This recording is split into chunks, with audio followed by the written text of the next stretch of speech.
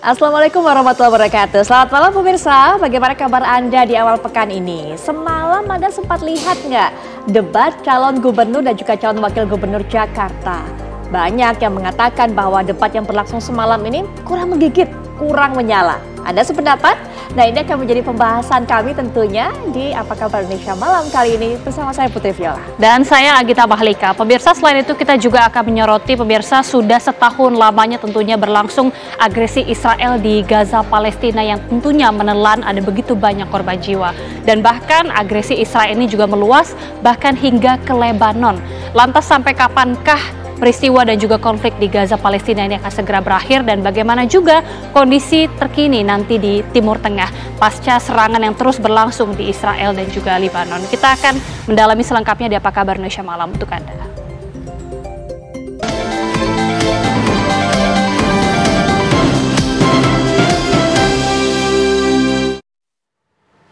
Kita awali jumpa kita malam hari ini dengan melihat kabar pemirsa mengenai seorang ayah berinisial RA yang ditangkap Satreskrim Polres Metro Tangerang Kota karena tega menjual bayi buah hatinya sendiri ke orang lain. Nah, mirisnya bayi tersebut dijual untuk judi online. Peristiwa ini bermula saat pelaku RA melihat postingan di media sosial Facebook adanya permintaan terkait pembelian anak dengan akun Mon atau Octavis. RA yang telah terjerumus judi online terdorong untuk menjual buah hatinya yang baru berusia 11 bulan. RA leluasa melancarkan aksi jahatnya ketika RD, istrinya, sedang bekerja di Kalimantan. Dengan dalih akan dibawa ke rumah saudara di wilayah Tangerang, pelaku mengambil anaknya yang dititipkan di ibu mertua dan menjualnya ke pasangan HK dan Mon sebesar 15 juta rupiah. Saat RD kembali dari Kalimantan, ibu bayi tersebut menanyakan buah hatinya kepada suami. Namun pelaku informasikan bila buah hati mereka ada dengan kerabatnya di Tangerang. Lantaran curiga, RD mendesak pelaku dan terungkap buah hatinya telah dijual sejak 20 Agustus 2024. Dari laporan ibu korban, dengan cepat Satreskrim Polres Metro Tangerang menangkap pelaku dan 2 orang lainnya, HK dan Mon, pembeli bayi berumur 11 bulan tersebut.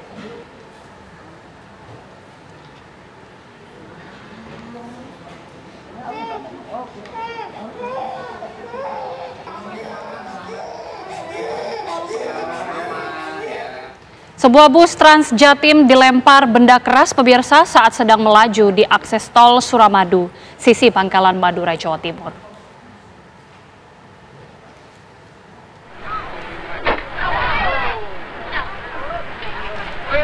Inilah video detik-detik bus Trans Jatim yang terkena lemparan benda keras saat sedang melaju dari Madura menuju Surabaya melalui akses tol Suramadu.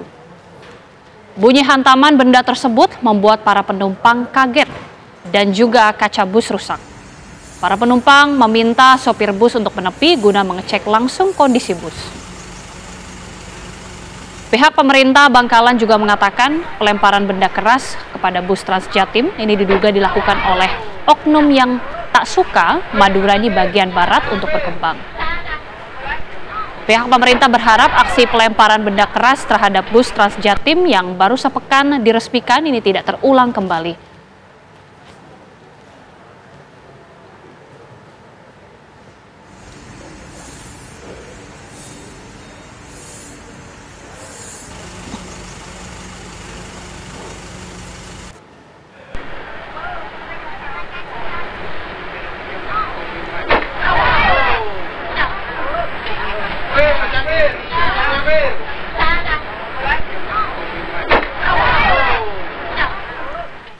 Pemirsa, sejumlah hakim dan pegawai Pengadilan Negeri Makassar, Sulawesi Selatan melakukan aksi protes unjuk rasa terkait gaji hakim yang tidak pernah mengalami kenaikan di depan kantor Pengadilan Negeri Makassar.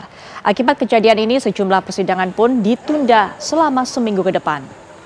Sejumlah pegawai Pengadilan Negeri Makassar dan hakim melakukan aksi unjuk rasa dengan membentangkan spanduk menuntut peningkatan kesejahteraan bagi para hakim di depan kantor Pengadilan Makassar di Jalan Kartini, Kota Makassar. Mereka menuntut peraturan pemerintah nomor 94 2012 tentang hak keuangan dan fasilitas hakim yang ada di bawah pada Mahkamah Agung. Salah satu hakim PN Makassar, Johnny Cole Richard Francine, mengatakan aksi damai ini tidak akan mengganggu aktivitas pelayanan publik yang berlangsung di pengadilan tersebut. Namun proses persidangan yang tertunda selama seminggu ke depan. Nah, mogok kerja ini akan dilakukan sampai para hakim menunggu respon dari Menteri Keuangan Republik Indonesia dan juga pemerintah. Mereka berharap setelah dilantiknya Prabowo Subianto sebagai Presiden RI pada 20 Oktober nanti dapat memberikan atensi dan juga perhatian serius bagi kesejahteraan para hakim. Selain hakim, para pegawai Pengadilan Negeri Makassar juga ikut membagikan selebaran dan bunga sebagai aksi tuntutan kesejahteraan hakim kepada pengendara yang melintas di depan Pengadilan Negeri Makassar di Jalan Kartini.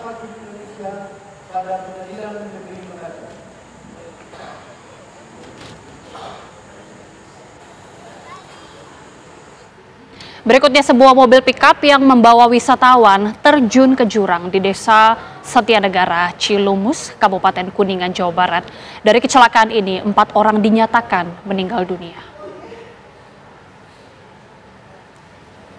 Kecelakaan bermula ketika mobil pickup yang membawa 6 orang wisatawan ini diduga hilang kendali saat jalanan menurun tajam sehingga mobil terjun ke jurang sedalam 28 meter.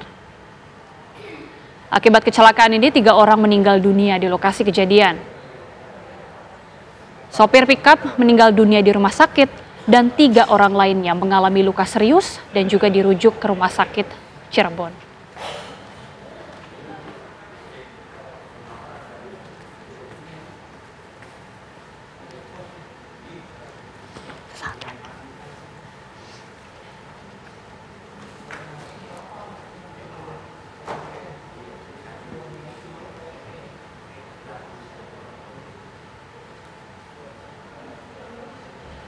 Tidak ada sanggahan, tidak ada perdebatan, tidak ada drama dengan intensitas tinggi yang dinanti-nantikan oleh publik saat menyaksikan debat calon gubernur dan juga calon wakil gubernur Jakarta pada Minggu malam.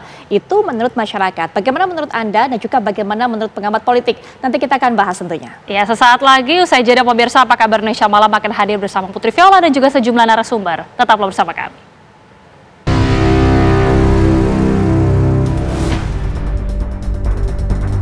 Debat pertama pemilihan gubernur dan wakil gubernur Jakarta telah selesai digelar KPU Jakarta pada Minggu malam. Debat yang mengangkat tema penguatan sumber daya manusia dan transformasi Jakarta menjadi kota global dinilai berjalan monoton. Dari ketiga paslon, secara substansi, gagasan dan jawaban calon masih relatif normatif. Dinamika debat perdana Pilgub Jakarta ini tidak seintens pada Pilgub 2017 ketika Anies Baswedan berhadapan dengan Basuki Cahayapurnama dan Agus Harimurti Yudhoyono. Meski Pilgub tahun ini memiliki 3 kandidat, namun terlihat persaingan antara pasangan yakni R.K. Suswono, Darmakun, dan Pramono Rano tidak terlalu kentara. Bahkan tidak ada sanggahan atau serangan antar kandidat yang serius. Tidak adanya saling serang saat debat perdana tadi malam. Apakah itu bagian strategi komunikasi politik untuk mendapatkan simpati publik? Lantas, apa catatan penting yang perlu dievaluasi dari debat pertama? Tim TV One mengabarkan. Ada yang gagal pantun, ada yang mengungkit pandemi COVID-19, ada juga yang menjanjikan digelarnya Benyamin S. Award. Itulah warna-warni debat Cagup dan juga Cawagup Jakarta yang berlangsung semalam. Tapi sayangnya semua yang sudah disampaikan oleh para calon 3 pasang kandidat ini ternyata masih belum memuaskan masyarakat. Dari perbincangan netizen, dari bagaimana komentar masyarakat dan juga berita-berita ini diangkat di berbagai media, banyak yang mengatakan kurang menggigit, kurang menyala. Mana dramanya, mana perdebatannya, dan juga mana inovasinya, itu yang paling penting. Nanti narasumber yang ada bersama saya akan memberikan pandangan karena Mas Agung Baskoro juga sepertinya sudah punya catatan panjang mengenai bagaimana debat berlangsung semalam. Nah, Assalamualaikum warahmatullahi wabarakatuh. Selamat malam Mas Agung. Baik, catatan dari Mas Agung ini nanti akan dikomentarin oleh masing-masing perwakilan dari pasangan-pasangan ini atau kandidat-kandidat ini. Sudah hadir bersama saya adalah ini perwakilan dari tim ses Pramono Rano atau Pramono Bang Dul, yaitu sudah ada Bang Aris Setiawan Yodi. Selamat malam Bang Aris. Malam Mbak Putri. Baik, kalau Bang Aris sudah bergabung sama saya untuk dua wakil lainnya dari tim ses masing-masing pasangan ini bergabungnya lewat daring. Yang pertama saya akan perkenalkan tentunya ada Bang Mulya Amri yang juga perwakilan dari tim ses RK Suswono atau Bang Ridwan Kamil dan juga Pak Suswono. Selamat malam Bang Mulya. Selamat malam. Baik, dan juga sudah bergabung dengan kita merupakan jubir dari tim ses pasangan nomor 2, pasangan Darmakun. Ada Bang Fernando Silalahi. Selamat malam Bang Fernando. Selamat malam. Baik. 2. Wah, langsung nyebut angka. Nah, Mas Agung, ini nggak bisa dipungkiri, nggak bisa menutup mata, banyak masyarakat warga Jakarta terutama yang membandingkan akhirnya antara debat semalam dengan debat pada Pilkada 2017 lalu. Kandidatnya sama-sama 3 pasang, tapi kok rasanya intensnya, perang gagasannya lebih terasa 2017 lalu ya daripada sekarang. Iramanya apa sebenarnya yang Mas Agung baca? Iya, pertama memang dari hulunya harus kita lihat proses pencalonan maupun dinamika politik yang mengitari masing-masing pilkada tadi. Kalau di 2017 kan kita bisa lihat di sana ada Pak Basuki Cahayapurnama, ada Pak Anies gitu ya. Memang memberikan pemahaman yang ekstrim satu sama lain dan jelas perbedaan sikap-sikap politiknya terhadap program maupun isu-isu tertentu.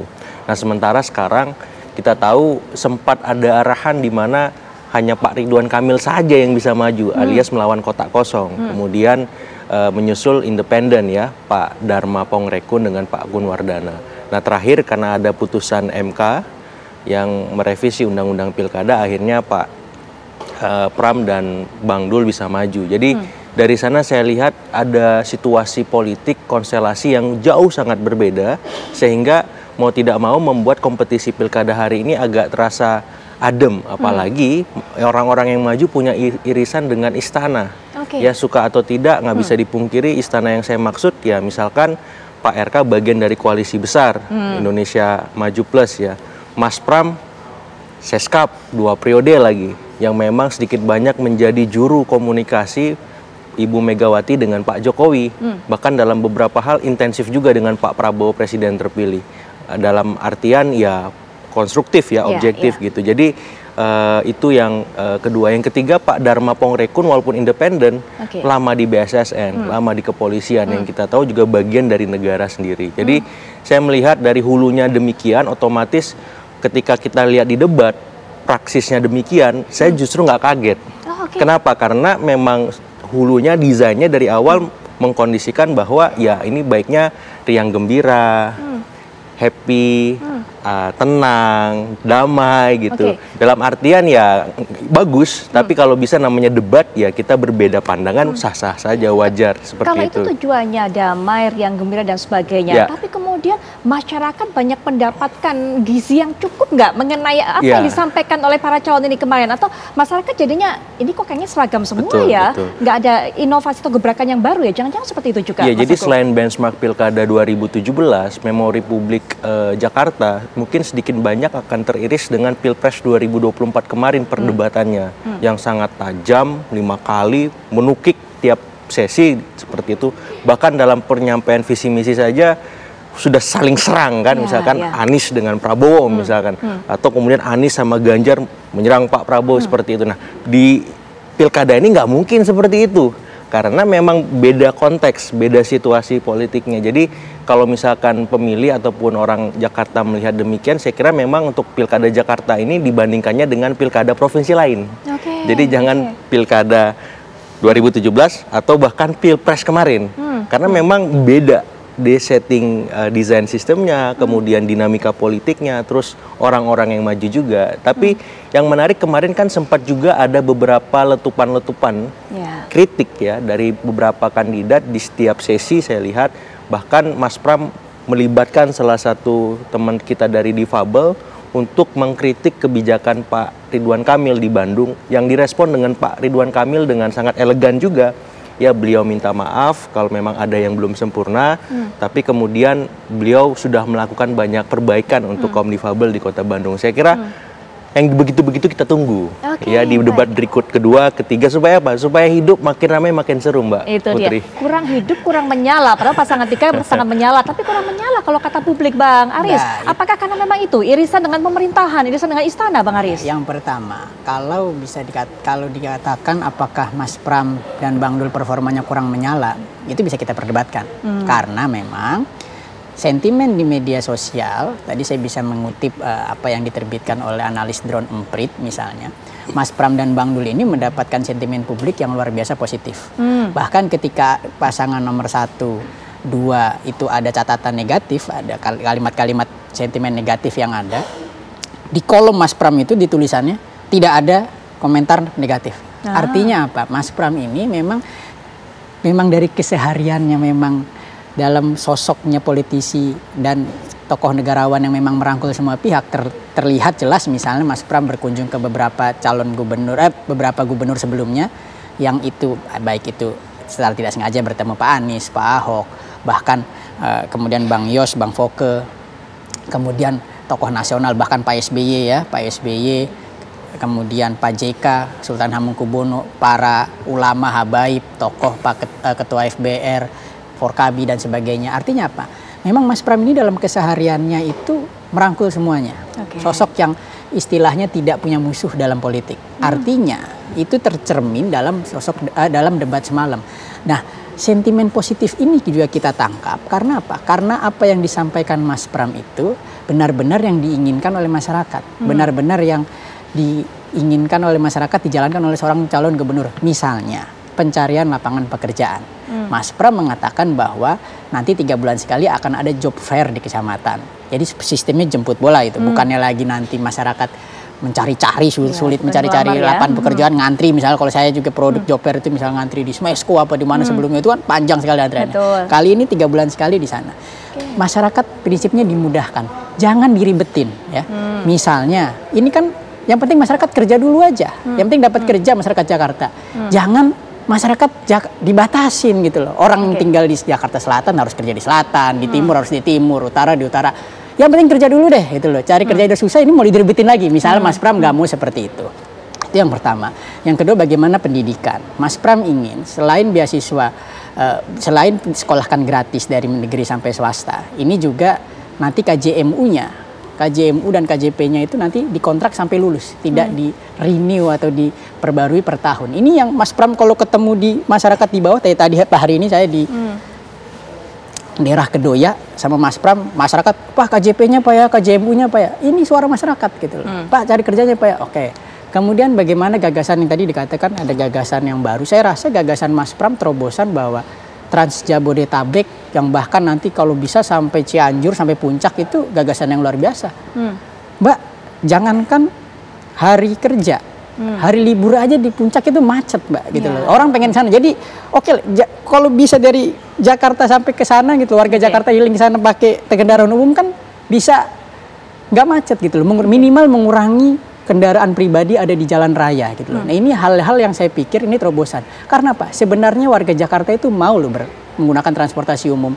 Tetapi masih ada yang perlu dioptimalkan. Misalnya jumlah armadanya, rutenya, itu harus diperluas dan diperbanyak. Saat ini misalnya Mbak ya, saya seringkali misalnya naik Jaklingko misalnya setiap sore gitu. Kan RP0 gratis. Mas Pram akan berkomitmen melanjutkan. Jadi tidak bikin aplikasi dan lain-lain. 0 itu kalau misalnya sore-sore kita tunggu itu rame banget Mbak, penuh terus gitu loh. Tapi kadang-kadang nunggunya bisa 10 menit, 15 menit. Kita ingin berkomitmen minimal 3 menit lah sampai 5 menit waktu tunggunya. Sama persis dengan apa yang dituangkan visi misinya Mas Anies itu. Ini semangatnya kita sama. Jadi sentimen positif yang terekam dalam Drone Empit di media sosial yaitu X, YouTube, TikTok dan lain-lain memang tercermin dalam apa yang program-program Mas Pram dan Bang Dul sampaikan. Seperti itu Mbak. Pasangan nomor 3 kalau katanya Bang Aris ini karena kemarin presentasinya ini bisa menggait hati dari para pemilih, ini kemudian sentimennya positif di media sosial. Kalau dari pasangan nomor 01 Bang Mulya selaku tim ses dari RK Suswono, bagaimana kemudian melihat apa yang disampaikan oleh pasangan 01 ini cukup meyakinkan publik kah? Dan juga bagaimana kemudian dari catatan tim kalian ini mengenai hasil sentimen dari masyarakat setelah debat berlangsung? Terima kasih Mbak. Alhamdulillah kami cukup senang dengan proses debat yang kemarin berlangsung. Menurut kami juga Bang Ridwan, Mas Suswono menyampaikan materi-materinya dengan baik, dan kami senang sekali bahwa beberapa nilai-nilai yang disampaikan itu adalah nilai-nilai yang dekat dengan values ya, nilai-nilai kekeluargaan. Disampaikan tentang pesan dari ibu, tentunya ini merupakan amanat yang dipercaya oleh masyarakat, merupakan amanat seorang ibu, itu adalah amanat yang perlu didengar, karena doa ibu itu adalah doa yang mujarab gitu ya, bahwa kekuasaan itu pada sifatnya hanya sementara, bahwa yang penting kita harus adil, mendahulukan kaum duafa, bahwa kemudian tadi disebutkan tidak ada inovasi. Sebetulnya dari Ridwan Kamil banyak sekali inovasi sekolah perempuan. Jadi untuk pemberdayaan perempuan itu ada sekolah perempuan, ada program kepemimpinan untuk perempuan di sana, menjamin ruang-ruang yang aman, ruang-ruang bagi perempuan untuk maju dan menjadi pemimpin. Jadi sekolah skill, bukan hanya skill tapi juga sekolah kepemimpinan untuk perempuan. Lalu kemudian dari segi transportasi publik yang menurut kami juga cukup besar inovasinya di sini adalah mereview kembali transportasi sungai. Ini kalau kita lihat bahkan di kota-kota besar di Asia Tenggara saja, seperti di Bangkok, seperti di Malaysia, itu sungai itu adalah sebuah ruang yang publik yang terbuka dan bisa dinikmati oleh masyarakat kota itu sendiri. Dan yang juga cukup merupakan inovasi adalah mengurangi pergerakan. Tadi Mas Aris mengatakan bahwa itu seakan-akan seperti membatasi bahwa masyarakat tinggal di sini saja, kerja di sini saja. Sebetulnya niatnya atau rencananya bukan membatasi, tapi memberikan peluang seluas-luasnya. Bahwa ketika saya tinggal di tempat A, akan tersedia lapangan pekerjaan tidak jauh dari tempat saya. Atau bisa juga dibalik, saya bekerja di tempat B, nah, di situ akan tersedia banyak hunian bagi saya untuk tinggal di sana, sehingga terbuka kesempatan bagi saya untuk tinggal tidak jauh dari tempat kerja saya. Menurut saya itu merupakan inovasi, dan kami sendiri sebetulnya bersyukur bahwa pilkada yang sekarang tahun 2024 ini adalah pilkada yang lebih riang gembira. Kalau kita tanyakan lagi, masing-masing dari kita sendiri, tanyakan kepada masyarakat Jakarta, apakah kita mau pilkada seperti tahun 2017 lagi yang sangat tegang, lalu kemudian antar keluarga mengalami ada ketegangan gitu ya, di antara kita sendiri, kita saling curiga sama tangga, sama keluarga, sama teman SMA.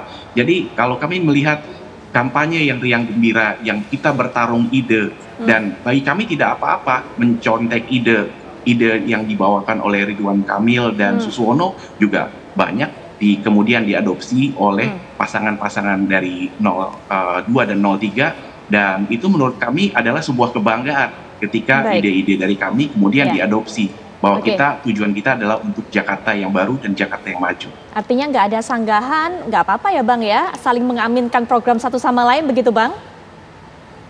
Kalau memang bagus, itu akan kita aminkan. Itu sejalan dengan argumentasi yang selama ini kita angkat, bahwa itu program yang pertama kali dicanangkan oleh Pak Anies. Kalau memang bagus, kita akan lanjutkan. Kalau perlu, namanya tidak perlu diganti. Demikian juga kalau itu program yang dimulai dari Pak Ahok, kalau misalnya bagus, itu kita teruskan. Jadi memang di sini ada keridoan, tidak harus memberikan cap khusus, mengambil mengambil momen, mengambil kesempatan untuk memberikan branding sendiri. Kalau memang itu program bagus, kita ridho, kita akan lanjutkan. Tidak harus diubah. Masuk namanya. Itu kata kita ridho. apresiasi kepada Oke, Bang Mulya. Nah, betul sekali.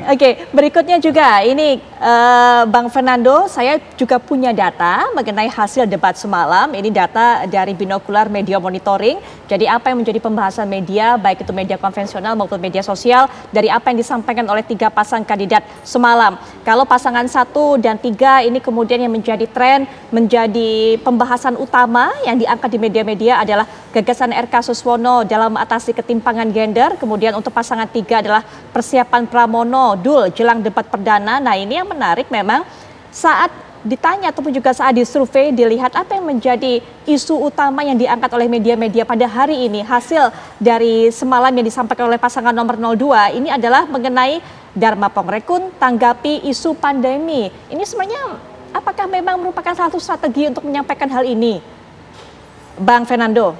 Sebenarnya Ya, itu bukan strategi, itu kan fakta.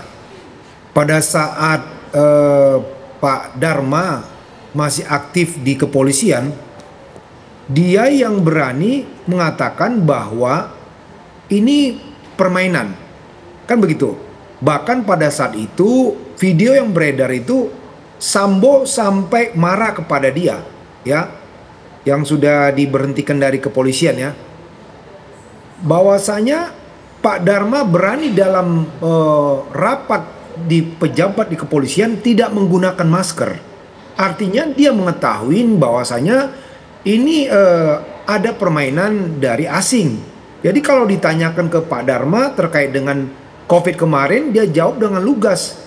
Karena dia mengalami dan dia mengetahui, ya, dia di kepolisian, seorang jenderal bintang 3. Ya, dia tahu bagaimana mungkin permasalahan yang sesungguhnya.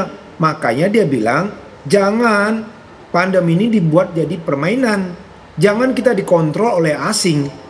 Itu loh, dia mau menyampaikan begitu. Jadi saya berpendapat Pak Dharma dengan lugas dan tegas dalam debat kemarin yang berani mengatakan bahwasanya kita jangan mau dikontrol oleh asing. Ya, saya melihat dalam debat kemarin hanya pasangan nomor urut 2 yang berani dengan tegas.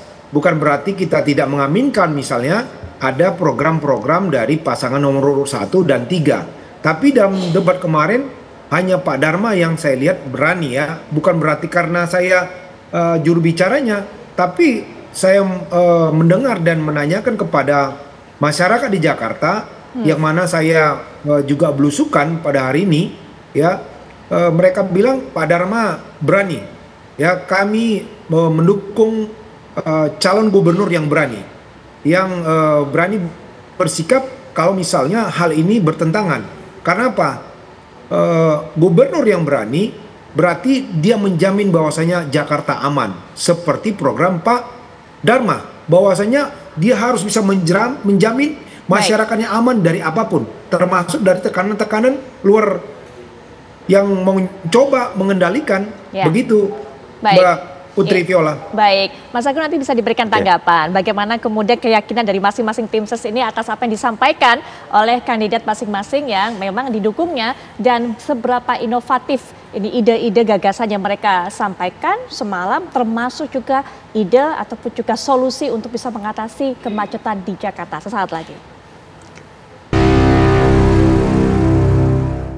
Tidak bisa dipungkiri, Jakarta identik dengan macet. Macet ini seakan-akan menjadi masalah besar yang belum ketemu-ketemu nih solusinya. Nah, pada debat semalam, masing-masing pasangan calon juga mengemukakan idenya, cara untuk bisa mengatasi masalah kemacetan. Kita akan simak bersama.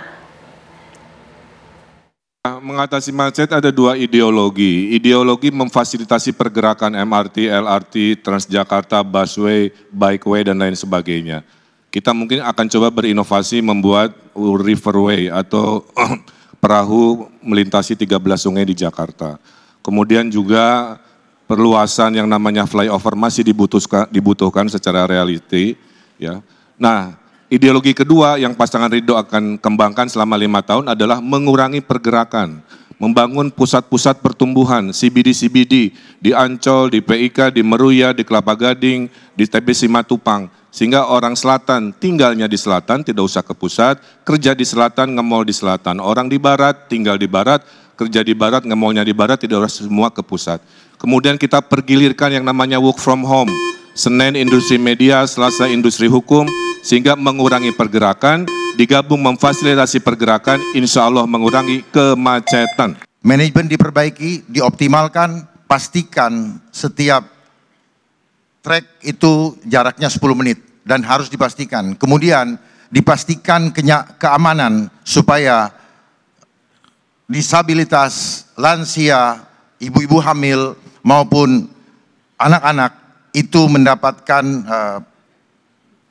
maintenance atau treatment yang khusus. Sehingga demikian juga dengan penggunaan kendaraannya harus nyaman, AC-nya dingin, baunya tidak pengap, dan juga hindari dari hal-hal yang tidak baik.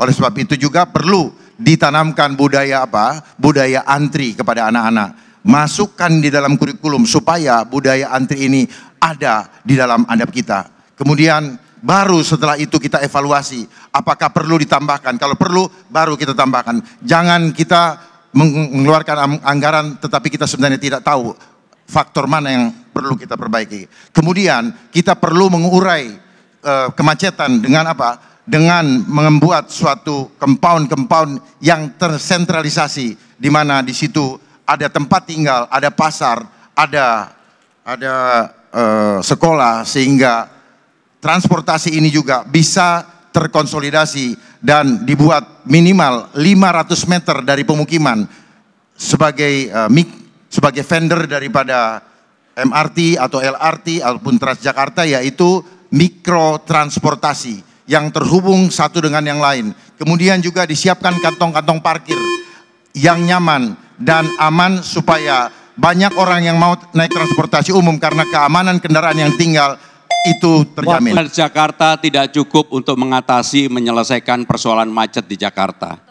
Aglomerasi telah ada, maka yang harus dilakukan adalah Trans Jabodetabek.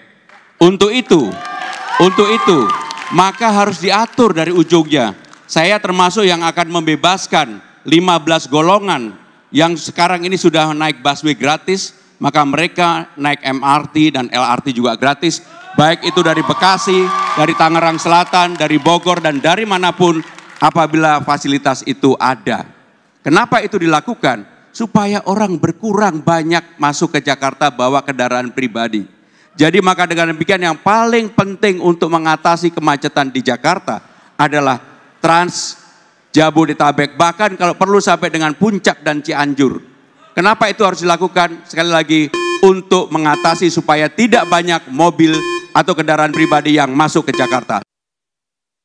Masing-masing pasangan calon jika mereka terpilih menjadi gubernur ataupun juga wakil gubernur Jakarta untuk mengatasi masalah macet, masalah yang begitu klasik ada di Jakarta ini. Nah, bagaimana kemudian ide-ide ini ditangkap oleh masyarakat dan media? Saya akan coba terjemahkan, sekali lagi saya akan lihat data dari media monitoring binokular. Media-media mainstream mengangkat ataupun juga menyoroti isu masalah dari kemacetan ini yang ditawarkan solusinya oleh pasangan nomor 01. Ini menjadi topik keempat terbanyak yang dibahas dari pasangan Ridwan Kamil Suswono, gagasan RK Suswono dalam atasi kemacetan Jakarta. Sementara strategi Dharma Pongrekun mengurai kemacetan di media-media mainstream ini menjadi topik favorit kedua yang diangkat oleh media-media dari apa yang disampaikan oleh pasangan nomor 02 ini semalam. Kemudian juga ada di peringkat 2 juga dari beberapa ranking, terutama topik-topik yang dipilih oleh media-media untuk bisa diangkat kembali isunya dari apa yang disampaikan oleh pasangan nomor 03 Pramono Anung Rano Karno, yaitu strategi Pramono Rano atasi kemacetan dan banjir di Jakarta. Itu di media mainstream. Bagaimana kemudian di media sosial? Apa pendapat dari para netizen? Nah, cara Ridwan Kamil Suswono dalam mengatasi permasalahan kemacetan ini menjadi topik perbincangan teramai kedua. Sementara isu masalah mengatasi kemacetan yang diangkat oleh Dharma Pongrekun dan Kun Wardana ternyata tidak mendapatkan cukup engagement dari para netizen. Kemudian juga isu Pramono Anung Rano Karno yang begitu banyak diperbincangkan oleh masyarakat ataupun juga oleh para netizen, ini ada di peringkat kedua program Trans Jabodetabek. Bagaimana kemudian inovasi-inovasi mereka ini cukupkah untuk mengatasi kemacetan yang ditawarkan, Mas Agung? Ya, kalau dibedah satu-satu ya, arahan mereka untuk mengatasi macet tadi saya kira make sense saja gitu. Ketika Kang RK ngomong soal riverway, kemudian ada perluasan flyover, terus ada soal work from home, itu kan dalam tanda petik beberapa sudah kita lakukan. Cuman saya penasaran membatasi pergerakan itu yang lewat CBD ya, yang di selatan, tinggal di selatan, nge-mall di selatan. Nah, kalau saya pikir tadi Dharma Pongrekun juga ada arahan gitu, compound bahasanya ya. Maksud saya mungkin ke depan perlu dibuat semacam pilot project dulu lah gitu. Jangan terlalu luas, kan benchmarknya Singapura atau Hong Kong dan seterusnya kan. Supaya kita punya bayangan juga, kalau work from home kan sudah kita lakukan nih. Baik. Kalau riverway kebayang lah, ada 13 sungai, nah minimal simulasi dulu deh, kayak misalkan makan siang bergizi gratis itu kan, ada simulasinya, kita ditunjukin gimana lewatin sungai di Jakarta supaya aman dari sampah misalkan. Solusinya nanti gimana? pilot project yang membatasi pergerakan itu satu wilayah aja dulu, misalkan di utara. Bisa nggak orang kerja di situ, nge-mall di situ misalkan, atau di selatan ada, di timur ada, karena pada praksisnya kan nggak sesederhana itu. Anda melihat ide-ide mereka ini sebenarnya tidak gampang untuk direalisasikan? Iya, karena butuh proses, butuh waktu, dan butuh simulasi dulu, pilot project lah intinya. Tapi kalau misalkan Mas Pram, Trans Jabodetabek sampai puncak Cianjur misalkan, karena sudah ada, tinggal diperluas. Nah, arahannya apakah ini relevan? Karena apa? Karena kan untuk sampai ke arah sana kan butuh waktu lagi. Kira-kira paling penting timelinenya kapan direalisasikan, terus nanti teknisnya bagaimana koordinasi aglomerasi tadi supaya tidak ada tumpang tindih. Nah, maksud saya inovasi-inovasi tadi bagus, perlu kita apresiasi, tapi yang jelas supaya tidak terkesan terlalu bombastis, fantastis, minimal ada pilot projectnya nanti setelah debat ini berlangsung. Supaya apa? Pemirsa ataupun pemilih Jakarta punya bayangan ketika Riverway diaplikasikan, Trans Jabodetabek Jur dilakukan, atau pembatasan pergerakan tadi terjadi, itu contohnya di mana ya kita bisa lihat gitu. Supaya masuk dalam akal pemilih rasional tadi. Karena mereka kan ini mengalami trauma politik setiap pilkada. Janjinya terlalu banyak, kemudian selesai menjabat, kok gue nggak ngerasain apa-apa, tiba-tiba cagupnya Jakarta sudah nyapres misalkan. Jadi kan ini nggak mau terulang lagi seperti itu. Lalu kapan seharusnya pilot project itu kemudian dilakukan, Mas Agung, idealnya? Ya saya kira di masa kampanye ini bisa dicicil pelan-pelan, minimal ada semacam AI-nya lah, artificial intelligence yang bisa kita lihat di sosmed gitu, simulasi kalau misalkan apa namanya kita dibatasi pergerakannya fokus di satu tempat, terus transnya, jalurnya gimana, busnya, terus ya semacam-macam itu kan di kampanye bisa, Mbak.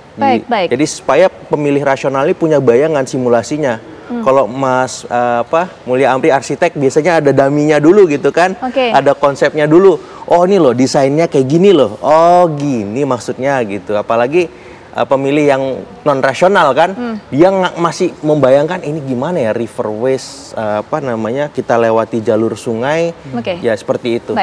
Baik Mas Agung, di challenge ini masing-masing narasumber lainnya perwakilan dari pasangan calon oleh Mas Agung. Tapi nanti ya silakan dijawab bagaimana kemudian mewujudkan ini dalam bentuk pilot project. Ada daminya dulu, Mas Mulya Amri, kemudian juga nanti Bang Fernando dan juga Bang Aris. Setelah jeda berikut ini kita akan berikan kesempatan pada masing-masing narasumber untuk bisa memberikan jawabannya sesaat lagi.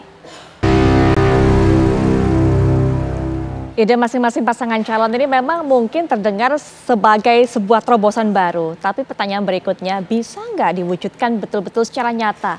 Bisa nggak direalisasikan? Tadi Mas Agung sudah men-challenge masing-masing perwakilan dari tim ses dari 3 pasangan calon ini untuk bisa coba kemudian dibuat lebih nyata lagi sehingga masyarakat betul-betul tahu, betul-betul kebayang. Seperti mungkin Bang Mulya Amri bisa dijelaskan, apakah mungkin untuk bisa membuat pilot project dari Riverway tadi, kemudian juga bagaimana bayangannya ini kalau tinggal di situ, bekerja di situ, kemudian juga wilayah lingkupnya juga dibatasi. Demikian pula tadi dikatakan oleh Mas Agung untuk pasangan 02 yang mengatakan ide bahwa ada compound-compound yang membatasi pergerakan. Nah kemudian juga ada Trans Jabodetabek yang disuarakan oleh pasangan 03. Kita akan berikan kesempatan terlebih dahulu untuk menjawab challenge dari Mas Agung. Silakan Bang Mulya. Terima kasih. Pertama saya klarifikasi dulu kata pembatasan tadi ya. Itu sama sekali tidak benar bahwa akan ada pembatasan gerakan. Jadi yang ingin ditawarkan sebetulnya adalah pilihan bagi orang untuk bekerja di dekat rumahnya. Itu yang paling penting. Jadi masalahnya apa? Kenapa orang tidak bisa bekerja di dekat rumahnya sendiri? Karena rumahnya jauh dari tempat kerja. Jadi diberikan pilihan kepada masyarakat Jakarta untuk bisa tinggal di dekat tempat kerja. Bentuknya sebenarnya nggak susah dibayangkan. Bentuknya adalah apartemen, rumah susun. Sudah ada contohnya. Kalau misalnya rumah susun di atas pasar, itu adalah yang di Pasar Rumput. Hanya sayang memang belum beroperasi secara penuh di sana. Ini tentunya perlu kita perluas yang seperti itu. Sekarang saya mau tanya kepada masing-masing yang ada di sini. Tahu Pasar Santa di daerah yang sangat keren di Jakarta Selatan, dekat dengan SCBD, dekat dengan Jalan Kuningan. Mau nggak kalau misalnya dikasih 1 unit rumah susun yang terjangkau, tempat tinggal di atas sana, tinggal di rumah susun yang kualitasnya baik di atas Pasar Santa. Mau yang lebih sentral lagi, ada Pasar Bendungan Hilir, pas di dekat Semanggi itu, dekat banget. Dibangun rumah susun di atasnya, kualitasnya baik. Di bawahnya tetap Pasar Bendungan Hilir, di atasnya rumah susun yang berkualitas baik. Pada mau nggak tinggal di sana? Saya yakin pada mau, apalagi kalau memang bekerjanya di sekitar sana, di sekitar Jalan Sudirman, di sekitar SCBD. Dan ini bukan hanya ngomongin soal Mas Mbak SCBD yang kelas menengah ke atas ya. Ini kita ngomongin juga soal cleaning service. Kita ngomong soal security, kita ngomongin soal office boy dan office girl. Kita ngomongin soal sopir-sopir kantor. Banyak dari mereka yang tinggalnya jauh di pinggiran kota Jakarta. Kita berikan opsi-opsi perbanyak perumahan di pusat-pusat kota di dekat dengan tempat-tempat kerja mereka. Itu sebetulnya sudah ada konsepnya di Jakarta, namanya Transit Oriented Development atau pengembangan daerah-daerah secara terpadu yang simpulnya adalah stasiun atau halte bis atau halte pemberhentian seperti itu. Nah ini sebetulnya untuk membayangkan, kita bayangkan jangan memakai kata pembatasan, tapi memberikan opsi untuk orang tinggal di rumahnya sendiri. Nah, yang kedua, soal pergerakan melalui air. Itu sebetulnya sudah pernah diuji cobakan zaman dahulu, di zaman waktu Pak Yos menjadi gubernur, tapi pada waktu itu, kondisi sungai di kita itu masih belum dalam. Nah, sesudah itu, sudah ada proyek yang kemudian mengeruk sungai kita sehingga lebih dalam. Tentunya proses pengurukan itu perlu dilakukan secara terus-menerus. Di mana-mana di seluruh dunia, sama seperti perawatan jalan, sungai juga perlu dirawat, antara lain dengan membersihkan, mengeruk, dan lain-lain. Nah, masalahnya sekarang, mau nggak kita untuk punya imajinasi, punya kreativitas, punya pemikiran jauh ke depan. Kalau misalnya kita mau berinovasi sedikit, itu akan bisa tercapai. Jadi memang betul tadi yang disampaikan oleh Mas Agung, bisa nggak diberikan gambarnya, contohnya simulasinya. Itu sedang disiapkan, Mas Agung, mungkin agar bisa lebih terbayang. Memang saat ini sudah, kalau untuk perumahan vertikal, itu memang kalau kita lihat bahkan apartemen-apartemen atau rumah susun yang kelas menengah atau sedikit kelas menengah ke bawah, itu yang perlu kita perbanyak. Jadi saat ini rumah susun atau apartemen ini masih sangat terfokus pada golongan menengah ke atas atau bawah sekalian. Yang menengah ini yang perlu kita perbanyak, menengah ke bawah sedikit. Baik, selanjutnya Bang Fernando, kami berikan waktu. Bang Fernando, silakan ditanggapi apa yang disampaikan tadi oleh Mas Agung juga. Dan kalau kita lihat idenya kampanye membatasi pergerakannya, apakah juga serupa sebenarnya, sejalan dengan apa yang disampaikan oleh pasangan nomor 01, Bang Fernando?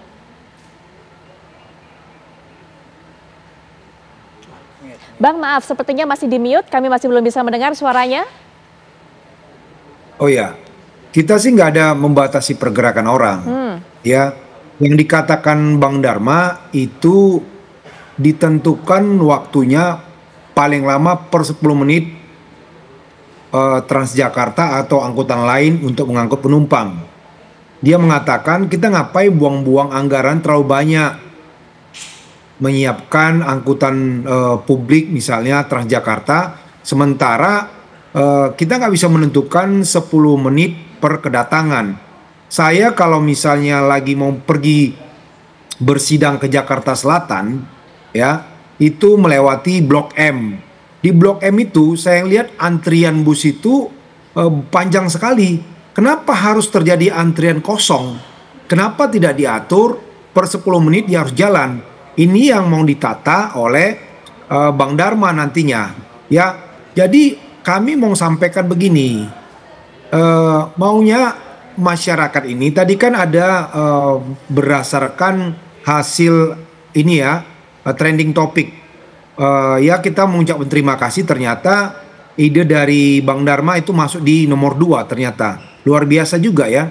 Boleh dikatakan walaupun Bang Dharma baru terjun, ya ternyata masyarakat antusias karena dilihat mungkin program dari Bang Dharma itu lebih masuk di akal, ya.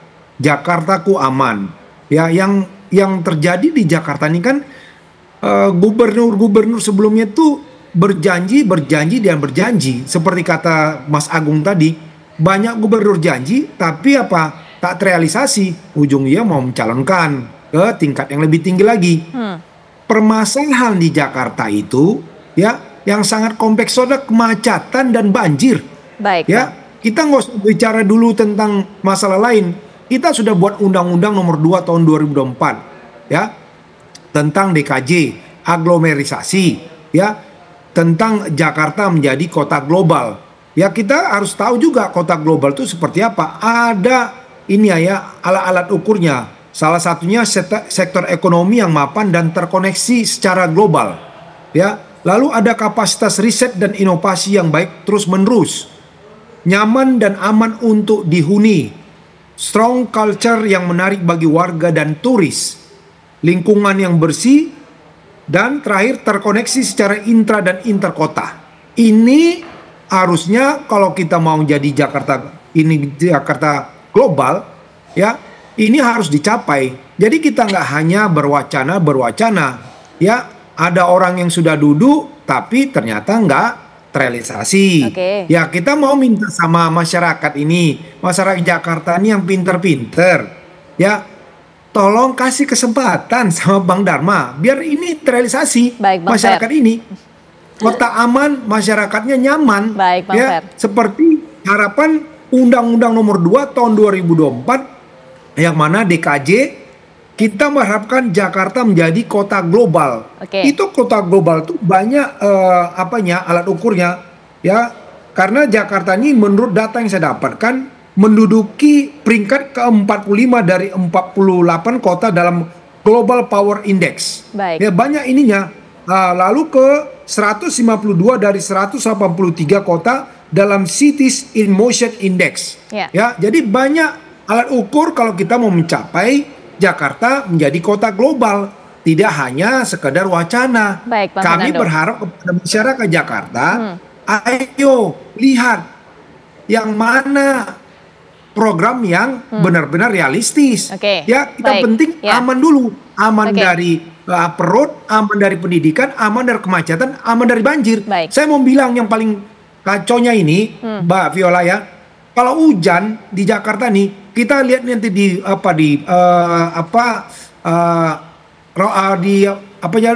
tali air, apa itu pintu air yang di dekat Pasar Rumput itu ya,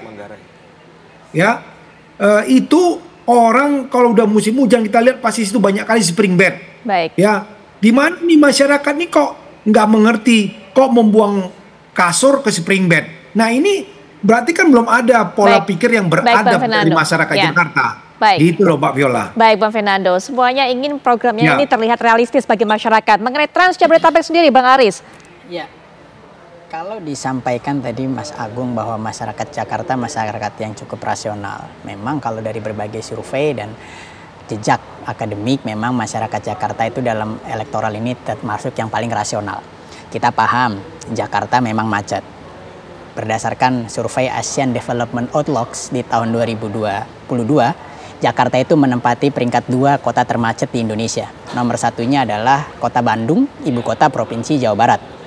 Dan kalau misalnya kita bandingkan bagaimana transportasi umum di Jakarta memang lebih terintegrasi dan lebih tertata dibandingkan misalnya kita berkunjung ke Bandung dan Jawa Barat seperti itu. Itu hal, maka dari itu kami berkomitmen perhatian transportasi umum ini memang kita yang gak usah ribet-ribet gitu loh. Kalau misalnya ada ide transportasi air misalnya, di tahun 2018-2019 juga saya mendengar di Jawa Barat, di Kalimalang oleh gubernurnya pengen dibikin itu, perahu air. Itu kan ada fasilitasnya juga, cuman kita sampai lihat hari ini di Kalimalang ada apa enggak perahu airnya, misalnya seperti itu. Tetapi yang kita ingin sampaikan bahwa di dalam mengatasi kemacetan, yang pertama adalah masyarakat nggak pengen ribet. Yang penting ada dulu barangnya, ada dulu ini armadanya. Kita ingin armadanya banyak. Semakin banyak armada, semakin luas rute, maka masyarakat yang hanya hari ini 18% menaiki kendaraan umum, kita harapkan bisa 30%. Standar baiknya 60% memang agar jalanan kosong gitu. Dan Jakarta ini kan kota yang dikelilingi aglomerasi ya. Dan jumlah orang yang masuk Jakarta dari luar kota Jakarta sekitarnya itu banyak sekali. Bisa sampai 2-3 juta orang di siang dan malam. Maka kita kurangi kalau bisa kendaraannya, bukan orangnya yang dikurangi masuk ke Jakarta atau bergerak, tetapi kendaraan masuk. Kendaraan masuk itu switchnya apa? Dengan perbanyak kendaraan umum Trans Jabodetabek. Juga misalnya kurangi pergerakan itu bisa dikatakan dengan Mas Pram mencanangkan work from anywhere. Ya, itu misalnya 3 hari lah di rumah, 2 hari di kantor. Khususnya nanti akan ditekankan untuk ASN Pemprov dan BUMD. Tapi kalau misalnya pegawai swasta, karyawan swasta itu bisa melalui standar-standarnya, ya itu bisa kita terapkan juga. Karena apa? Kita sudah punya track recordnya saat COVID. Ya insya Allah, tetapi nanti kita akan sempurnakan agar semua ekonomi tetap bergeliat dan semua terbukti bisa. Nah, hal-hal ini untuk mengatasi kemacetan yang saya rasa ditunggu-tunggu masyarakat. Karena inilah perbedaannya Mas Pram dan Bang Dul dengan calon yang lain. Kita ini tanya ke masyarakat, apa sih yang pengen gitu loh. Jadi Mas Pram dan Bang Dul ini ingin menerapkan kebijakan yang dibutuhkan oleh masyarakat. Bukan datang menerapkan kebijakan yang diinginkan oleh dirinya sendiri. Tahu-tahu datang, ini yang bagus, begini enggak. Tetapi kita dengarkan dulu. Apa maunya? Kita maunya terbanyak armada transportasi, Pak. Kita maunya perbanyak armada biar kalau misalnya kemana-mana itu sampai dari depan rumah kalau bisa kemana-mana gitu. Salah satu penyebab orang tidak banyak naik transportasi umum di Jakarta itu karena satu nunggunya agak lama. Gitu kan. Kemudian kurang nyaman gitu. Nah, Jaklingko yang RP0 dan gratis yang disanangkan Mas Anies itu sudah sangat baik. Kita akan perbanyak rutenya dan armadanya sehingga waktu tunggunya jangankan 10 menit, 5 menit sampai 3 menit kita bisa. Jadi orang nggak ngitung lagi nih, naik motor lah, naik mobil pribadi karena naik kendaraan umum juga lebih cepat gitu, lebih nyaman dan lebih murah. Ini yang masyarakat tunggu-tunggu. Jadi seperti itu. Jadi Trans Jabodetabek kemudian work from anywhere. Ini yang dibutuhkan masyarakat dan insya Allah kalau misalnya Mas Pram dan Bang Dul diberi kesempatan oleh warga Jakarta, ini akan terrealisasi dengan cepat karena semuanya sudah ada dan rasional. Seperti itu Mbak. Baik, penutup terakhir bagaimana melihatnya ini penilaian terhadap apa yang disampaikan mereka untuk mengatasi kemacetan? Adu realistis mengenai solusinya. Ya, debat itu kan tools untuk mempengaruhi pemilih yang belum memilih, undecided voters, maupun pemilih yang masih mengambang, swing voters Mbak Putri. Jadi semakin rasional karena pemilih yang belum memilih dan mengambang ini rata-rata pemilih rasional nih. Semakin rasional, semakin realistis program-program yang disampaikan oleh para paslon, maka kemungkinan ya swing votersnya di masing-masing kandidat itu 40-45%. Yang belum memilih kisaran 13-19%. Jadi angkanya masih besar, tinggi. Jadi semakin realistis, semakin rasional, semakin menukik, tajam, jelas di mata pemilih orang Jakarta yang konkret seperti itu semakin bagus. Tapi semakin mengawang-awang, semakin abstrak, terlalu jauh, dan kemudian mereka membedah masa lalu dan seterusnya.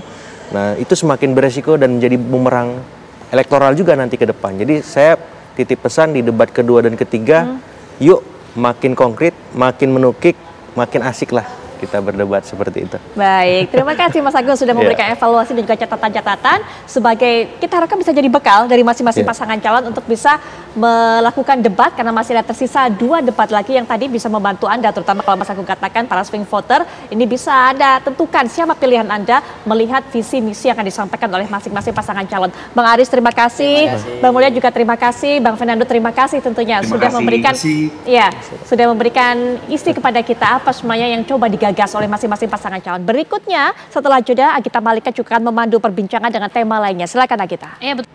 Akankah serangan ini memang akan semakin meluas seperti yang pertanyaan sebelumnya tadi pemirsa, karena genap sudah setahun terjadi agresi Israel di Gaza Palestina yang meluluhlantakkan Gaza Palestina dan bahkan menyebabkan ada puluhan ribu orang meninggal dunia. Serangan ini juga semakin meluas bahkan Lebanon dan dikhawatirkan ini akan semakin berdampak luas. Bagaimana kemudian konflik ini akan terus terjadi? Kita akan membahasnya pada malam hari ini bersama dengan sejumlah narasumber yang sudah hadir semuanya di studio.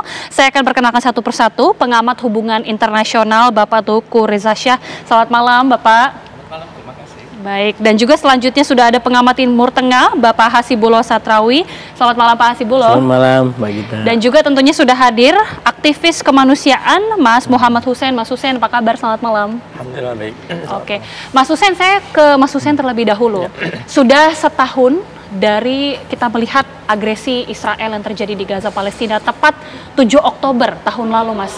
Bagaimana kemudian melihat situasi saat ini di Gaza Palestina? Kalau tadi di berita sudah jelas sekali ya ada perbedaan antara hari ini dengan setahun yang lalu yang begitu luluh lantak di Gaza. Ya, jadi perlu difahami dulu ada setidaknya 4 kondisi di Gaza selama ini.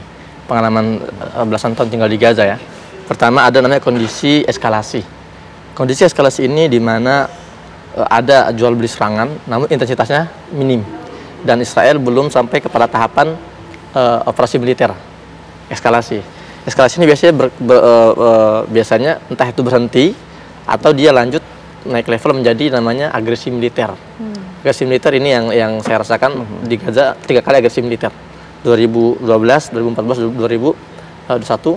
Agresi militer ini intensitas jual beli serangan tinggi dan Israel mengeluarkan satu nama operasi tertentu. Nah, biasanya agresi militer ini diakhiri dengan yang namanya gencatan senjata, ceasefire. Ceasefire ini masa di mana masyarakat hidup normal, sekolah, kemudian pasar, kemudian para pekerja normal, tidak ada serangan. Itu gencatan senjata. Dan sekarang ini kondisi unik namanya perang. Perang ini adalah di atas status agresi militer.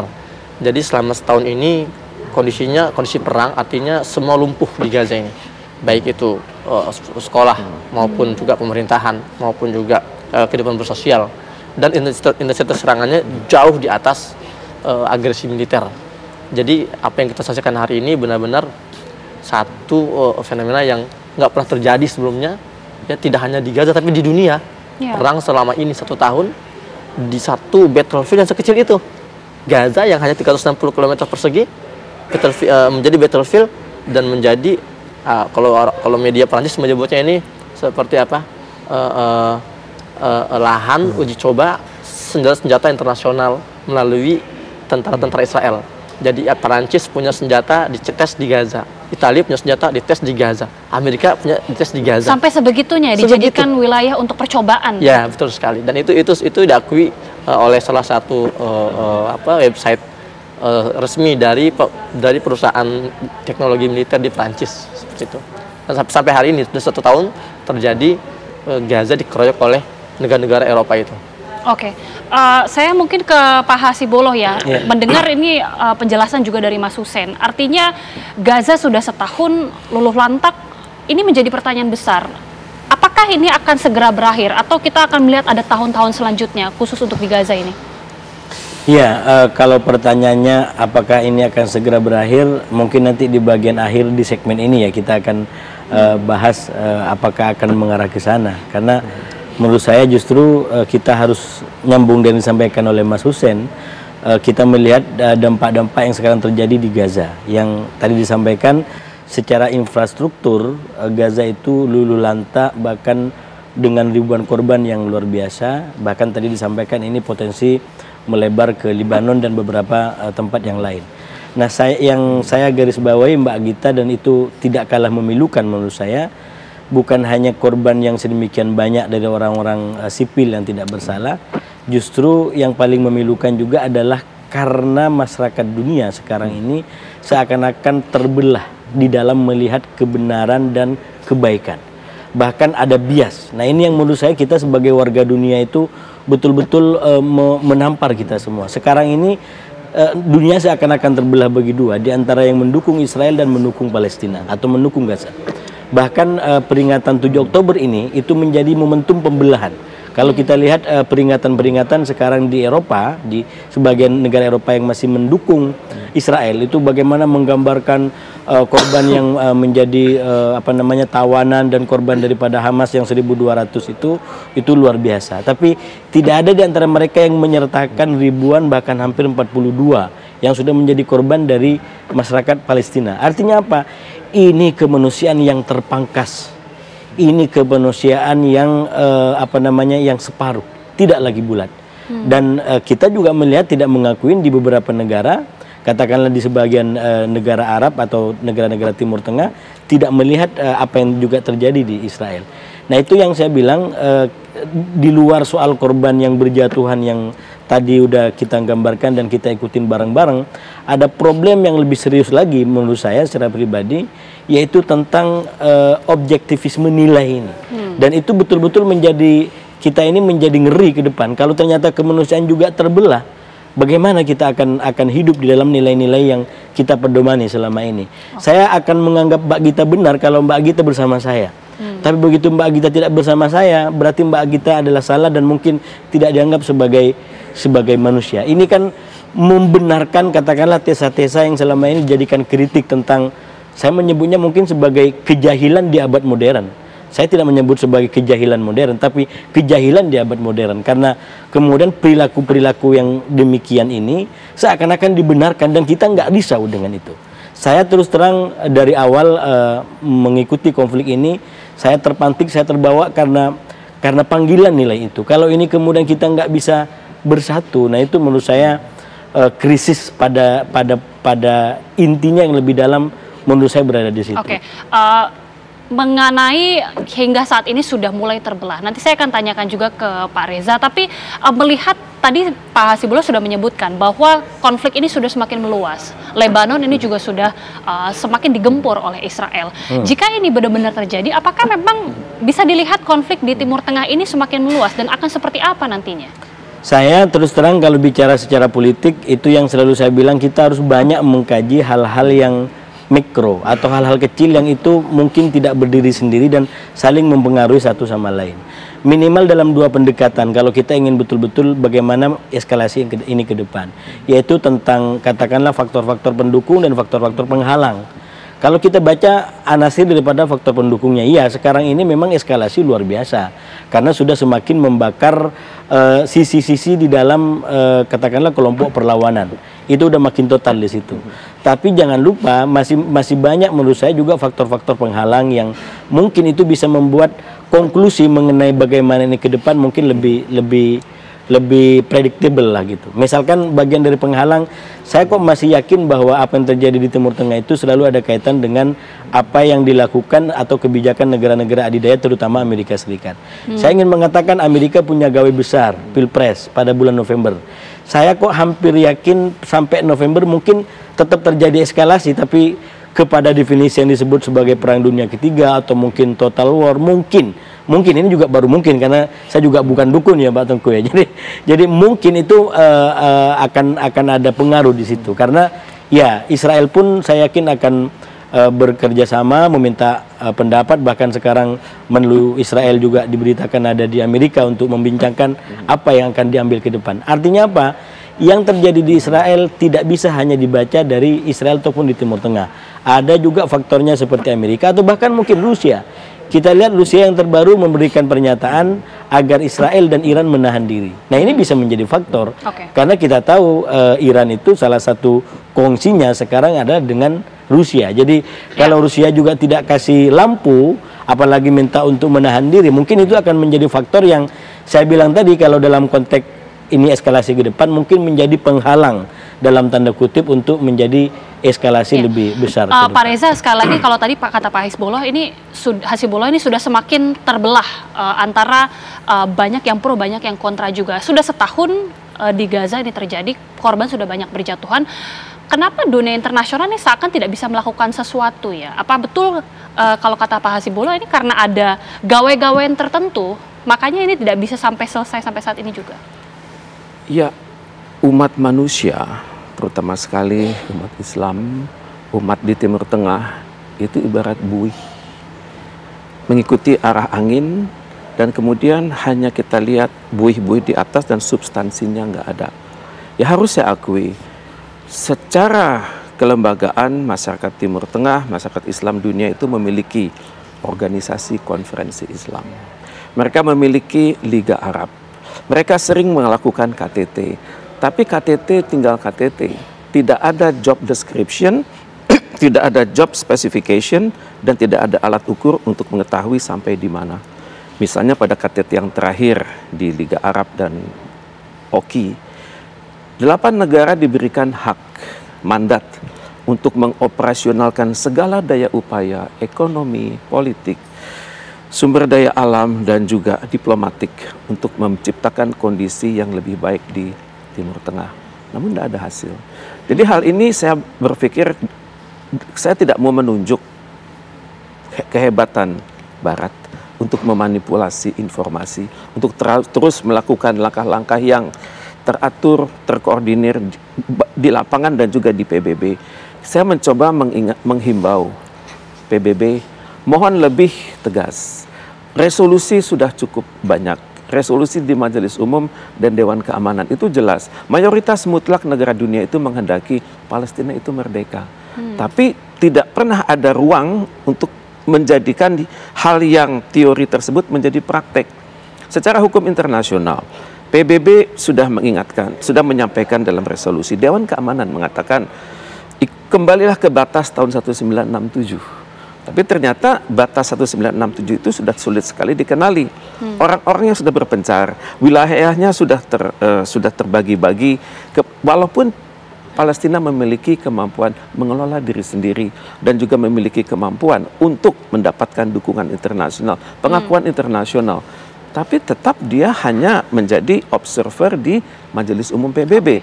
Jadi kita nggak kemana-mana. Ya, dengan setahun ini sudah diperingati, akankah ini mungkin menjadi momentum tentunya untuk bisa disebutkan oleh Pak Reza tadi, mengingatkan dunia internasional untuk semakin proaktif, mengingat ini sudah setahun lamanya. Masih adakah kemungkinan ini untuk terjadi? Nanti bisa dijawab usai jeda. Kami kembali saat lagi pemirsa. Ya, kita turut berduka cita sedalam-dalamnya pemirsa, setahun sudah peristiwa yang begitu memilukan terjadi di Gaza, Palestina. Bahkan ada puluhan ribu orang yang meninggal dunia. Bahkan hingga saat ini, jika Mas Hussein tadi sudah menjelaskan ya, kondisi yang begitu memilukan, kekurangan air, dan ada berbagai macam krisis yang terjadi di sana. Dengan adanya momentum 1 tahun ini, Mas Hussein, 7 Oktober tahun lalu sudah terjadi, mungkinkah ini membuka mata dari entah dunia internasional ataupun negara-negara lainnya supaya tidak seperti kata Mas Hasibuloh, terbelah pandangan dari mana yang pro manapun yang kontra? Ya. Orang Gaza menyebut perang kali ini al-harb al-kashif, perang yang mengungkap banyak hal. Kedok, yang membuka kedok kebohongan dunia. Selama ini dunia, bahkan Indonesia, kalau belajar hukum, belajar demokrasi, belajar hak asasi manusia ke Amerika kan. Tapi peristiwa genosida di Gaza jelas menunjukkan bahwa Amerika ini semuanya penuh kebohongan, karena dia tidak berdiri atas nama demokrasi, atas nama hak kemanusiaan, tapi dia berdiri atas kepentingan mereka. Kemudian juga hal ini membawa masyarakat dunia untuk semakin sadar. Itulah kenapa tingkat warga Amerika, warga Eropa, Jerman, kemudian Spanyol yang masuk Islam di Eropa itu tinggi sekali itu. Melihat ternyata ada masyarakat di Gaza yang hidup berbulan-bulan dengan kelaparan, kehausan, hancur rumahnya, hilang orang tuanya, mereka masih bisa tersenyum. Ini yang membuka mata dunia bahwa oh di situlah ada istilahnya apa, innocence gitu loh, ketidakbersalahan di situ. Di situ ada agresor yang jelas-jelas ditampilkan secara live streaming seperti itu kan. Itu tidak bisa dipungkiri bahwa sekarang dunia terbuka matanya, gerakan boykot yang masif di sana sini. Ya, saya akui memang ada narasi-narasi yang masih terpecah belah di kalangan kita. Namun ini jumlahnya sangat jauh ya dibandingkan sebelum 7 Oktober. Sebelum 7 Oktober itu mayoritas Eropa itu meyakini Israel itu adalah sebuah negara demokrasi yang berhak untuk mempertahankan diri. Tapi sekarang itu hanya beberapa yang berkicau seperti itu. Bahkan para tokoh-tokoh besar Hollywood, ya bahkan para politisi sendiri di beberapa negara Eropa semakin berempati. Kita lihat Brazil bahkan memutus hubungan diplomasi. Spanyol mulai mengakui Palestina dan diikuti oleh beberapa negara-negara lainnya. Jadi 7 Oktober ini adalah momen di mana mata dunia terbuka dan semua terjadi karena pengorbanan warga Palestina ya yang mengorbankan nyawa mereka, darah mereka, keluarga mereka, harta mereka. Dan itu yang harus kita jaga, semangat itu yang kita jaga untuk menghormati mereka di Gaza. Terlepas mata dunia ini sudah semakin bersimpati, berempati juga, Mas Hasibuloh, kita juga tentunya melihat ya, mata kita tertuju terhadap Israel. Tadi sudah disebutkan, Israel ini tentunya dibackingi oleh Amerika Serikat. Akankah ini memang serangan dari Israel ini terjadi dalam waktu dekat? Kita sudah tahu ini sudah semakin meluas ke Lebanon, tapi ke Iran, ini apakah akan segera terjadi dalam waktu dekat menurut pandangan Anda? Ya, saya mungkin nyambung sedikit dari Mas Hussein dan Pak Tengku tadi. Menurut saya memang di satu sisi memang ada pembelahan seperti yang saya bilang tadi di awal, tapi di sisi lain saya melihat justru ada progres tadi disampaikan oleh Mas Hussein. Banyak orang bahkan negara yang menurut saya masih menggunakan nuraninya, atau bisa kita sebut itu menunjukkan bahwa nurani dunia masih terbuka. Saya tidak ingin mengatakan lalu mereka yang mendukung Israel itu sepenuhnya salah. Menurut saya secara keadilan kita juga, saya paling tidak bisa mengatakan Israel punya hak untuk membela dirinya, terutama ketika diserang dalam serangan 7 Oktober itu. Tapi pada batas dan keadaan yang itu dimungkinkan. Yang hari ini sudah dilakukan oleh Israel dengan 42.000 korban, itu yang saya bilang tidak ketemu rumusnya. Ini bentuk pembelaan diri yang mana? Itu yang saya bilang kita bisa, karena kalau kemudian kita ikut dalam pembelahan itu, nggak ada bedanya di antara kita dengan mereka. Dan itu artinya pembelahan dunia.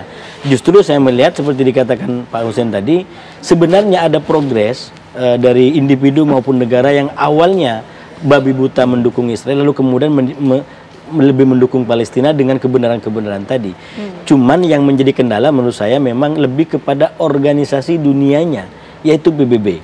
Saya ingin mengatakan ketika ada nurani dunia yang bekerja, yang masih hidup dan normal di level pribadi-pribadi dan negara-negara, suara ini gagal menjadi sebuah keputusan yang punya kekuatan hukum dan mengikat, karena kemudian direduksi, dihancurkan oleh sebuah sistem pengambil keputusan yang dikenal dengan veto. Seandainya cuma veto saja masih mending, ini sudah dikasih hak veto dan kita membiarkan para pemilik veto ini di satu sisi diharapkan menjadi hakim, ibarat sebuah pertandingan, tapi dia tidak bisa melepaskan diri dari like and dislike, dari dukung-mendukung terhadap mereka yang berperang. Itu yang membuat PBB deadlock gitu. Jadi dia gagal untuk menangkap nurani dunia, suara dunia yang minimal tercermin di Majelis Umum PBB yang meminta Palestina merdeka, karena itu persoalannya. Dan akhirnya ketika dibawa ke PBB, maka kemudian menjadi layu sebelum berkembang. Ini tidak menjadi sebuah suara. Nah, itu menurut saya mungkin nanti bisa dilanjutkan dengan Pak Tengku juga terkait dengan itu. Nah, yang terakhir kalau ditanya soal bagaimana eskalasinya sekali lagi, nah sekarang ini sebenarnya Timur Tengah ini lagi betul-betul membara, Mbak Gita. Saya membaranya minimal 2. Jadi memaknai peringatan 7 Oktober ini dari 2 versi. Saya baru mengikuti di Al Jazeera, itu masih ada roket yang meluncur dari Gaza ke Israel. Bayangkan setelah 1 tahun. Setelah 1 tahun. Jadi memang benar di atas ini hancur, tapi secara sistem militer itu mereka tidak hancur. Nah, ini yang justru menjadi pukulan bagi Israel. Kalian bilang operasinya adalah ingin menghajar Hamas. Hamas tidak rontok sampai hari ini. Yang rontok adalah warga sipil yang ada di atas itu. Jadi itu yang menjadi kegagalan dan titik kritik bagi Israel. Nanti kita akan bahas bagaimana meluasnya konflik yang terjadi di Timur Tengah ini. Nanti juga saya akan tanyakan kepada Mas Reza, tapi kami jeda terlebih dahulu pemirsa. Kami segera kembali. Ya, saya langsung ke Pak Reza ketika tadi Pak Hasibulo mengatakan tampaknya ini perang akan semakin meluas, bahkan akan terus terjadi. Ketika dampak perang ini semakin meluas, bagaimana kemudian ini dampaknya ke Indonesia, Pak Reza? Langsung maupun tidak langsung akan datang ke Indonesia. Karena itu tepat sekali Pak Prabowo beberapa hari silam mengatakan di Dewan Perwakilan Rakyat, Indonesia harus siaga kan. Beliau menyebut dengan bahasa diplomatis kewaspadaan nasional, ketahanan nasional. Kita perhatikan sekarang, kita tidak tahu kemana arah serangan Israel kan. Dia sudah dapat dikatakan menguasai Gaza, secara udara menguasai bagian selatan Lebanon. Tidak mustahil istilahnya itu carpet bombing akan datang juga ke Lebanon, persis seperti yang telah dilakukan ke Gaza. Dari situ akan berlayar ke Yordan. Kemungkinan besar ke Suriah, karena Israel sudah mengetes bahwa basis militer Rusia yang ada di Suriah sudah kena bom kan. Berarti secara tidak langsung membuat Rusia semakin menunjukkan posisinya berada di belakang Iran. Dan biasanya dalam kondisi sekarang kita melihat serangan-serangan dari Iran kepada Israel itu sudah semakin tepat. Kemudian juga sudah semakin sulit dikendalikan oleh namanya Iron Dome ataupun oleh namanya Arrow yang Israel punya tersebut. Jadi suasana kebatinan pemimpin itu kita nggak tahu ya. Apakah Israel ini akan melanjutkan ataukah Iran akan menunggu dan untuk membalas. Tapi yang jelas potensi itu sudah ada. Misalnya Israel mengatakan sementara serangan saya sudah Iran mengatakan sementara serangan saya sudah cukup. Tapi kalau Anda bertindak lebih jauh, saya akan serang Anda dengan kekuatan yang lebih dahsyat. Dan tentunya hal ini kan tidak mungkin dilakukan tanpa dukungan teknologi, persenjataan, supervisi dan juga konsultasi dengan Israel, dengan Rusia, dengan Cina dan konon dengan Korea Utara di situ. Jadi kalau berlanjut dalam hal ini di Timur Tengah itu kan pasukan Amerika ada 60.000 yang tersebar di berbagai pangkalan-pangkalan di negara-negara sekutu. Di Oman, di Qatar, di Saudi, di Irak, di Jordan ada. Dan saya bisa membayangkan potensi perang darat mungkin. Kemudian juga saya bisa membayangkan bagaimana Cina akan bereaksi kan. Cina sementara ini sudah berhasil mendekatkan Arab Saudi dengan Iran. Tapi kalau kepentingan Cina terganggu, ya mungkin Cina akan melakukan hal-hal. Misalnya Amerika Serikat belum tentu dia sanggup berperang di banyak zona sekaligus. Sekarang Amerika Serikat babak belur menghadapi perang di antara Rusia dengan Ukraina. Amerika Serikat juga akan babak belur kalau Iran misalnya melancarkan serangannya kepada basis-basis Amerika Serikat yang ada di Timur Tengah. Kalau itu sudah terjadi, Amerika Serikat akan turun langsung. Dalam kondisi ini bagaimana Cina?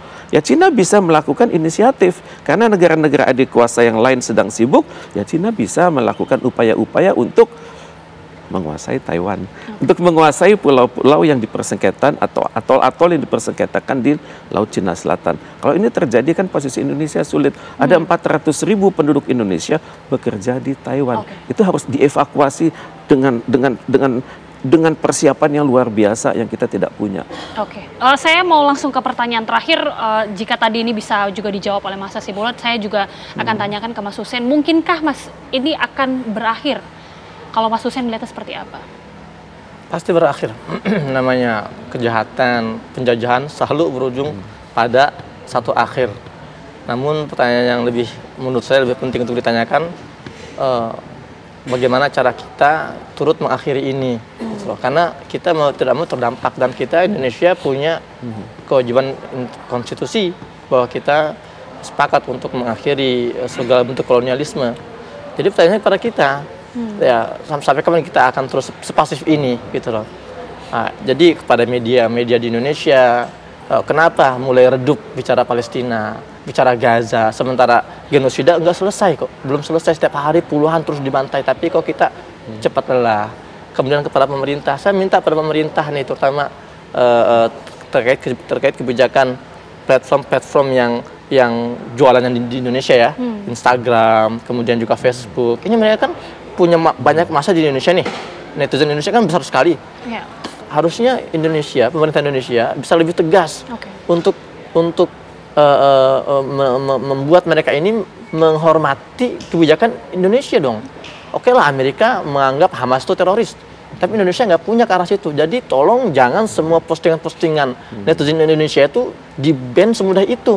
Sekarang yang terjadi, pemerintah Indonesia seolah menutup mata. Jadi kita ini ketika berusaha menyuarakan Palestina, menyuarakan Gaza, selalu habis akun saya berkali-kali, habis akun teman-teman saya tumbang berkali-kali.